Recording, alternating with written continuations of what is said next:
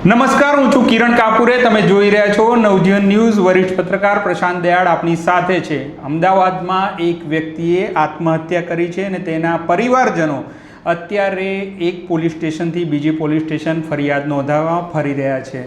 તેમની ફરિયાદ નથી નોંધાઈ રહી અને આ અંગે ઉચ્ચ પોલીસ અધિકારીઓ પણ વિમાસણમાં છે અને તેઓ સ્પષ્ટ નથી કે ફરિયાદ ક્યાં નોંધાવવી જોઈએ.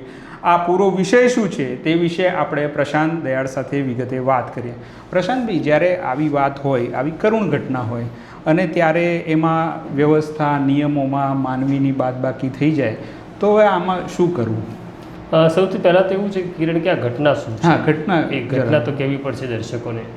ઘટના એવી છે કે અમદાવાદનો એક ચાંદલોડિયા વિસ્તાર છે, ત્યાં આગળ એક નયન પ્રજાપતિ નામનો યુવાન રહેતો હતો, જેની ઉંમર 37 વર્ષ છે.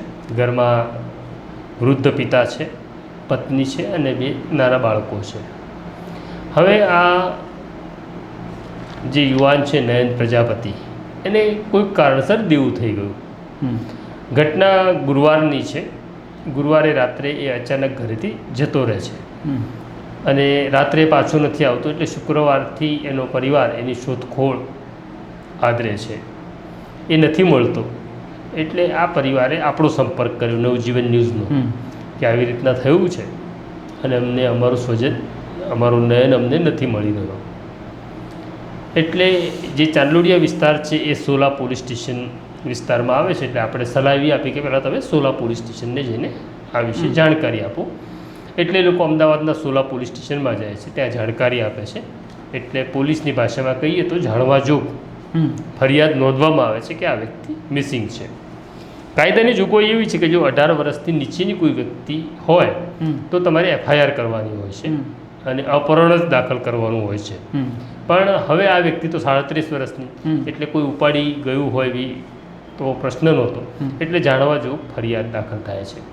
પરિવાર જે રીતના દુઃખી હતો, ચિંતિત હતો, એટલે આપણે મદદ કરવા માટે એમ આગળ આવ્યા અને પછી આપણે ક્રાઇમ બ્રાન્ચના અધિકારીઓને પણ મદદ માગી અને એમણે એનું લોકેશન ક્યાં છે એ જાણવાનો પ્રયત્ન કર્યો ટેકનોલોજીનો ઉપયોગ કરી.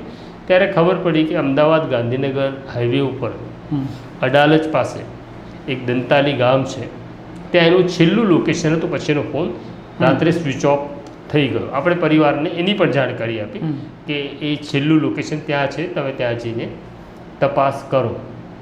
એટલે પરિવારના સભ્યો વિસ્તારમાં જાય છે. ત્યાંથી આ વ્યક્તિ એટલે નયનનું સ્કૂટર મળી આવે છે, પણ નયન નથી મળતો. એટલે અને નજીકમાંથી જ નર્મદા કેનાલ પસાર થઈ રહી છે. ચિંતાનો વિષય જરૂર હતો. આ પરિવારજનો સોલા પોલીસ સ્ટેશનને આ વિશે જાણકારી આપે છે કે અહીંથી નયનનું સ્કૂટર મળ્યું છે. ત્યાં ફરજ પરના જે કોઈ અધિકારી હશે, હું માનું છું કે સારા હશે, એટલે એમણે સાંત્વના આપી પરિવારને કે અત્યારે તમે એવું કંઈ ન માની રહેતા કે કંઈ અજુગતું થયું છે.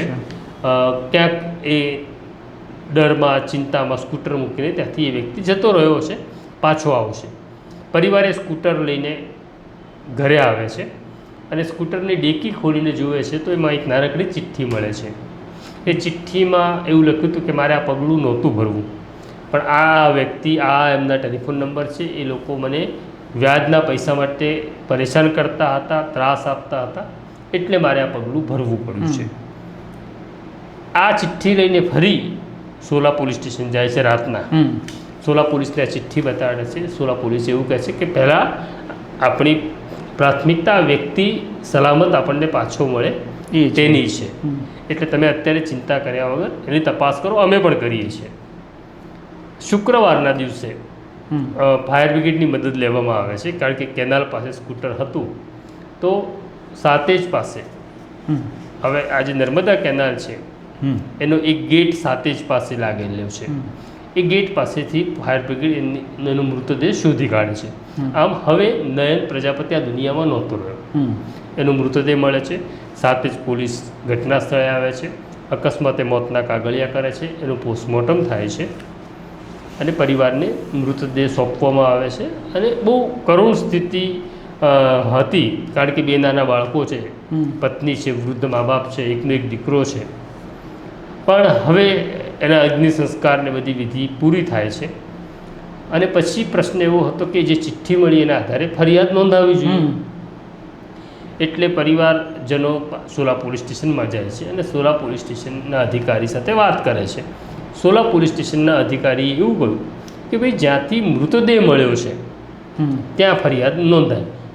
ભલે અહીંથી ગયો છે અમારા વિસ્તારમાંથી, પણ મૃતદેહ ક્યાં મળ્યો છે? તો જે સાતે જ છે ગાંધીનગર જિલ્લાનું પોલીસ સ્ટેશન છે. એટલે પરિવાર સાથે જ પોલીસ સ્ટેશનમાં જાય છે, કારણ કે સોલા પોલીસે સાથે જ મોકલે. સાથે જ પોલીસ સ્ટેશને જે કોઈ અધિકારી હશે, મને જરા કહેતા પણ ખરાબ લાગે અને મને એ માણસ ઉપર ગુસ્સો પણ આવે, જે કોઈ અમલદાર ત્યાં બેઠું હશે, એણે એવું કીધું કે ભાઈ તમે અહીંયા શું કામ આવ્યા? આ તો નર્મદા કેનાલમાં આવી દર વર્ષે 50 લાશો વહેતીને આવે છે, તો અમારે શું 50ની ફરિયાદ અહીંયા લેવાની? જ્યાંથી એ ગુમ થયો ત્યાં તમે પાછા જાઓ. એટલે આ જે શબ્દો છે એના માટે પેલા માટે તો એક સ્વજન છે, એનો એક દીકરો છે, કોઈકનો ભાઈ છે, કોઈકનો પતિ છે. પેલો પોલીસ અમલદાર એવું કહે છે કે લાશો છે. આ એ લાશ ભલે છે, એ વાત સાચી છે, પણ અમુક શબ્દો ન બોલવા જોઈએ. એટલે તમે પાછા સોલા પોલીસ સ્ટેશન જાઓ. એટલે આમ સોલા પોલીસ સ્ટેશન અને સાથે જ પોલીસ સ્ટેશનની વચ્ચે આ પરિવાર ફંગોળાય છે. આ પરિવાર આપણો ફરી વખત સંપર્ક કરે છે. એટલે આપણે ગાંધીનગરના જે એસપી છે એની સાથે આપણા સંવાદદાતા બંકિમ પટેલ વાત કરે છે. ગાંધીનગરના એસપી પણ એવો જવાબ આપે છે કે ભાઈ અમારે ત્યાં તો રોજ 2-3 દિવસે એક લાશ આવે છે, એટલે અમે કેવી રીતના ફરિયાદ નોંધીએ? એટલે તમે સોલામાં જ ફરિયાદ નોંધાશે, અમારી ત્યાં નહીં નોંધાય, એવો આપણને પણ એ જ જવાબ મળે છે. આપણે સોલાના પોલીસ અધિકારીઓ સાથે વાત કરી. સોલાના પોલીસ અધિકારીએ એવું કહ્યું કે નિયમ એવું કહે છે કે જ્યાંથી મૃતદેહ મળે ત્યાં જ ઘટના ઘટે. આ વ્યક્તિ માની લો કે કાલે ગોધરાથી આવ્યો હોત અને અહીંયા આત્મહત્યા કરે તો શું તપાસ ગોધરા પોલીસ કરતી? આમ નિયમોમાં આખી ઘટના અટવાઈ. પછી આપણે અમદાવાદના ડેપ્યુટી પોલીસ કમિશનરનો પણ સંપર્ક કર્યો. એમણે પણ કીધું કે, અને આપણે એમને કીધું કે આ આટલા મુદ્દા છે. ગાંધીનગર એસપીએ કહ્યું હતું કે મેં અમદાવાદના ડીસીપી સાથે વાત કરી લીધી છે, તમે એમનો સંપર્ક કરો, એમના તાબામાં આવતો આ વિસ્તાર છે, એમણે કરવાનું છે. આ વાતને કિરણ ગુરુવારથી લઈ અત્યારે આપણે જ્યારે સ્ટોરી કરી રહ્યા છીએ ત્યારે મંગળવાર છે. 6 દિવસ પસાર થઈ ગયા છે. એક પરિવારે પોતાનો દીકરો ગુમાવ્યો છે, પતિ ગુમાવ્યો છે, પણ આ પોલીસ આ માણસની રીતે આખી ઘટનાને નથી જોઈ રહી. 6 દિવસથી ફરિયાદ નથી નોંધાઈ. પણ આ જ્યારે ફરિયાદ કોઈ પોલીસ સ્ટેશન નોંધી લે છે તો એમાં એમનું કંઈ કામનું ભારણ વધે છે, શું થાય છે? તો એ ફરિયાદ લેવામાં આટલી ગલ્લા તલ્લા થાય? પહેલાં તો વાત તારી સાચી છે કે કામનું ભારણ ચોક્કસ વધે છે, પણ આપણે એના માટે તો નોકરી એના માટે જ બેઠા છે, એના માટે જ બેઠા છે ને. કામનું ભારણ વધે તો વધે. અને બીજું એવું છે કે આ આપણે અહીંયા બેસીને આખી ઘટનાને એક માણસ તરીકે જોઈએ છે. એમના માટે એ માણસ નથી, એમના માટે વિષય છે, એમના માટે કેસ છે, એમના માટે કામનું ભારણ છે. આ જે અધિકારીઓ આ રીતના ગોળ ગોળ ફેરવી રહ્યા છે, દુઃખ સાથે કહેવું પડે કે જો એમના જ પરિવારમાંથી કોઈ સ્વજન સાથે આવું થયું હોય તો તમે ત્યારે પણ આ હદની વાત કરશો? કાયદાની જોગવાઈ તો એવું કહે છે કે માણસ ગમે તે પોલીસ સ્ટેશનમાં જાય, એની ફરિયાદ આપે, એની ફરિયાદ તમે નોંધી લો, પછી તમે નક્કી કરો ને કે કોની હદ છે, કોની હદ છે, મારી હદ છે, તમારી હદ છે કે પેલાની હદ છે, એ તમે નક્કી કરો ને. ફરિયાદ તો લઈ લો. હવે ફરિયાદ પણ પોલીસ એ આવા કેસમાં જ્યાં માણસે દુષ્પ્રેરણાને કારણે જીવ ગુમાવ્યો છે ત્યાં પણ આ સંવેદનશીલતા કોઈ અધિકારી દાખવતા નથી. ગુજરાતના ડીજીપી તરીકે GS મલિક આવ્યા, એમણે એક સરસ આખી વાત કરી છે કે દરેક પોલીસ અમલદારે રોજ 2 કલાક લોકોને મળવાનું, સાંભળવાનું. તો શેના માટે સાંભળવાનું? કે તમારા તાબામાં રહેલા પોલીસવાળા નથી ફરિયાદ લેતા, તો તમે સાંભળો. પણ અહીંયા તો એવું છે કે સિનિયર અધિકારી પણ હદની વાતમાં પડ્યા છે, તો કોની પાસે જાય? હવે આ પરિવાર શું ડીજીપી પાસે જાય? આ પરિવાર શું હર્ષ સંઘવી પાસે જાય? આ કામ તો એક હેડ કોન્સ્ટેબલ કક્ષાના અધિકારીનું છે. આ તપાસ કોઈ પણ હેડ કોન્સ્ટેબલ કરી શકે છે.